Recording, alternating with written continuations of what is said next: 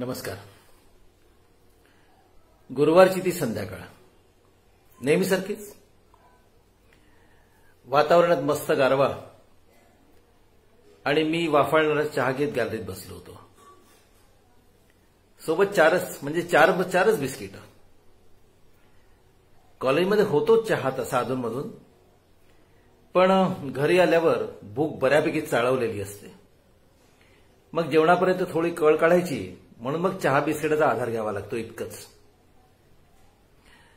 सोनेरी सूर्यास्त गॅलरीतून टिपताना प्रत्येक घोटाची चव घेत माझं चहा प्राशन रोज असं चालतं. ही इंदोरला मुलांकडे गेली होती आणि गेला सुमारे 1.5 आठवडा नाशिकच्या 3ऱ्या मजल्यावरील फ्लॅटमध्ये मी एकटाच होतो. मी सावकाश कप रिकामा केला, स्वच्छ धुवून ओट्यावर पालथा घातला, भांड्यांमध्ये पाणी घालून ठेवलं, नॅपकिनला हात पुसत बाहेर आलो. आणि अचानक छातीत असं मधोमध कुठेतरी भरून आल्यासारखं झालं. हवा भरल्यावर फुगा कसा ताणला जातो तशी छाती ताणायला लागली. सुरुवातीला मी दुर्लक्ष केलं, पण बेचैनी वाढायला लागली. काय झालं असावं? आम्ल, पित्त, गॅसेस. काल रात्रीपासून आपण असं काय खाल्लंय हे मी आठवू लागलो, पण आक्षेप आहे असं काहीच आठवेना. ताणलेल्या छातीत हळूहळू दुखायला लागलं. मी बेचैन झालो. काही सुचेना. बरं, फोन करून हिला सांगावं असा विचार मनात आला, पण 400 किलोमीटर मुलांबरोबर, नातवाबरोबर आनंदाने खेळत असलेली बायको उगाचच घाबरून गेली असती ना. मी तो विचार वेगाने झटकून टाकला. मोठ्याने श्वास घेतला. तळहात बराच वेळ छातीवर असा चोळला. थोडं बरं वाटलं. 2-4 मिनिटात सामान्य झालो. मलाच हसू आलं. इतकंसं दुखणं ते काय आणि मी किती घाबरलो. छे, सहनशक्ती वाढवायला हवी. 2च महिन्यापूर्वी 58 पूर्ण झालेत. आता तरी नियमित व्यायाम किंवा सकाळी लवकर उठून फिरणं वगैरे हे सुरू करायला हवं, माझ्या मनाने ठरवलं. खरं तर यापूर्वी कितीतरी वेळा ठरवून झालेलं आहे, पण उद्यापासून सुरू करू म्हणता म्हणता कितीतरी उद्या असेच निघून गेलेलेत. मी पुन्हा एकदा उद्याचा दिवस निश्चित केला. विसरून जायला नको म्हणून सकाळचा गजर लावून ठेवला. मग मात्र मी सरळ स्वयंपाकालाच लागलो. कणिक भिजवली, कुकर लावला, भाजी केली, भरपूर जेवलो. आणि जेवणानंतर रोज मला ती सवय म्हणून 3 जिने उतरलो, लांब फिरून आलो, पुन्हा 3 जिने वर चढलो आणि पुन्हा छाती ताणायला लागली. आता मात्र छातीत कळा यायला लागल्या. मी पुन्हा मगाचेच उपचार केले, म्हणजे छातीत चोळणं, असं दाब देणं वगैरे, पण कळा कमी होईनात. असह्य झालं. मग मात्र मी माझ्या शेजारच्या फ्लॅटमधील प्राध्यापक व्यास आहे, तिथे राहतात, त्यांना फोन लावला. बिचारे धावतच आले, सोबत त्यांची बायको. त्यांनी परिस्थिती पाहिली आणि ते दोघं घाबरले. कळा दाबत मीच त्यांना धीर दिला. हिचा आणि मुलाचा फोन नंबर दिला. अगदी आत्ता नाही, पण आणीबाणीच्या परिस्थितीत त्यांना फोन करायची विनंती केली. त्यांनी मला दवाखान्यात चढण्याचा आग्रह केला. मी नको म्हटलं.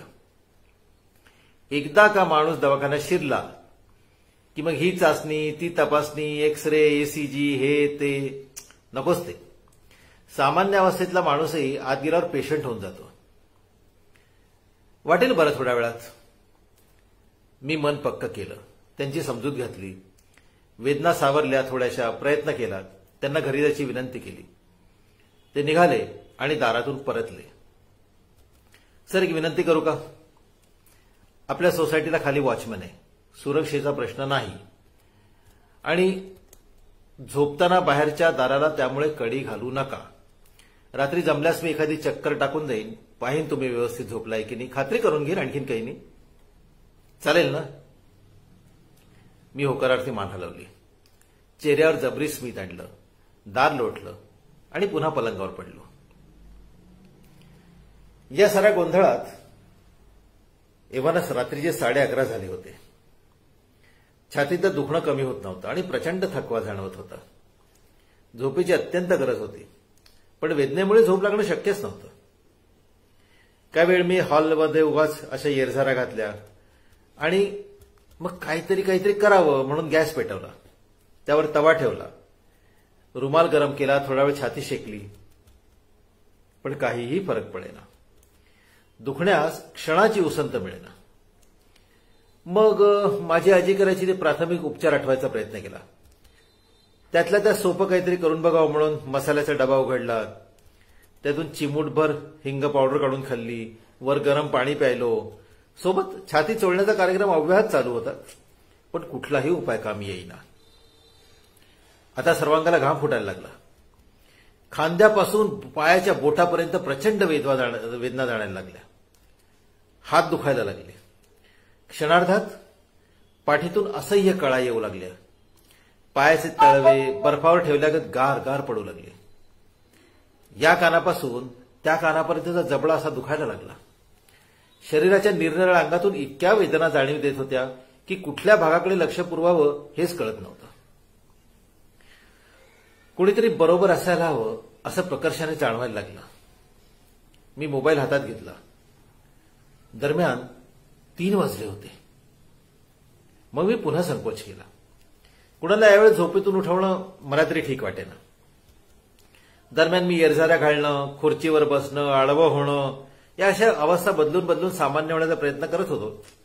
मधूनच हात गुडघ्यावर बसून पाहिलं, कोणतरी आसन बिसन ते करून पाहिलं, वाकून स्वतःचे अंगठे धरले. म्हणजे अशा नाजूक क्षणाला एकट्या माणसाच्या डोक्यात ज्याही कल्पना येऊ शकतात त्या सगळ्या फलीश्रुत करण्याचा मी प्रयत्न केला. पण एकाही प्रयत्नाला यश आलं नाही आणि ती संपूर्ण रात्र मी तळमळत टक्क जागून काढली. हे मला फटफटलं होतं. पेपरवाला दारातून पेपर टाकून गेल्याचं मी ऐकलं, पण जाऊन तो उचलण्याची शक्ती माझ्यात उरली नव्हती. छातीतलं दुखणं सुरू होऊन 12 तासाहून अधिक काळ लोटला होता आणि सर्वांगातील कळा सोबत रात्रभराच्या जागरणाची जाणीव हे मला जास्तीत जास्त छळत होतं. कसाबसा मी चहा उरकला. प्रातर्विधी आटपून मोबाईलवर नेट चालू करून जवळचा हृदयरोग तज्ञ शोधला. कसं तरी स्नान उरकलं. शेजारच्या प्रोफेसरांना त्यांच्या समाधानासाठी मला आता बरं वाटतंय असं सांगितलं आणि कुठे जातोय याची कल्पनाही न देता 8:30 वाजता छाती चोळतच 2 किलोमीटर लांब असलेल्या डॉक्टरकडे जायला कार स्टार्ट केली. गिअर टाकला आणि पुन्हा जीवघेणी कळली. कार स्वतः चालवून डॉक्टरपर्यंत पोहोचू शकेन याची खात्रीच वाटेना. कसा तरी थोडा पुढे गेलो कार चालवून आणि आठवलं म्हणून वाकडी वाट करून घराजवळच असलेल्या नाशिकच्या सिव्हिल हॉस्पिटलमध्ये शिरलो. जागा दिसली तिथे कार पार्क केली. आत जाऊन 10 रुपये देऊन चिठ्ठी घेतली. एवढ्या मोठ्या दवाखान्यात सकाळी 8:30ला काही नर्सेस व्यतिरिक्त एका खोलीत एक तरुण समोरच्या टेबलावरती पाय असा ठेवून मोबाईलवर सफाईनं बोटं फिरवत होता. खोलीबाहेर 4-5 असे पेशंट्स ताटकळत बसले होते. तरुणाच्या गळ्यातील स्टेथोस्कोप आणि अंगावरील पांढऱ्या कोटावरून तो डॉक्टर असावा असा मी अंदाज लावला आणि रांगेची पर्वा न करता सरळ आत शिरलो. माझं धाडस बघून तो सावध झाला, सावरून बसला आणि कोणाला तरी संदेश पाठवायचं पुण्यकर्म पूर्ण करून सावकाश त्याने माझ्याकडे असं प्रश्नार्थक नजरेने पाहिलं. मी कालपासूनचा घटनाक्रम कणतच थोडक्यात सादर केला. त्याने मी ज्युनियर आहे असं सांगितलं. मोठे डॉक्टर यायचे आहेत अजून, तोवर या चाचण्या करून घ्या असं म्हटलं. कागदावर लिहून त्याने मला जास्त फिरू नका असा सल्ला दिला. कागद घेऊन मी 4 जागी फिरलो. रक्तातली साखर तपासली. सामान्य होती. रक्तदाब मात्र असामान्य वाढला होता. मग ईसीजी झाला. सारे रिपोर्ट्स घेऊन मी त्याच खोलीत आलो. दरम्यान मोठे डॉक्टर आले होते. त्यांनी सर्वप्रथम ईसीजी हातात घेतला आणि ते अक्षरशः ओरडले, किती वेळ झाला? मी घाबरलो. म्हणजे डॉक्टर ते काल सायंकाळी 6 वाजेपासून. थोडं कणतच मी उत्तरलो, ओ माय गॉड, आणि तुम्ही आता दवाखान्यात आलात 16 तासानंतर? त्यांचा आवाज असामान्य आलासा वाटला. थोडं दडपणात येतच मी त्यांना काय झालंय डॉक्टर मला असं विचारलं आणि स्वतःला शांत ठेवत डॉक्टर म्हणाले, मिस्टर तारे, तुम्हाला मेजर हार्ट अटॅक आलेला आहे.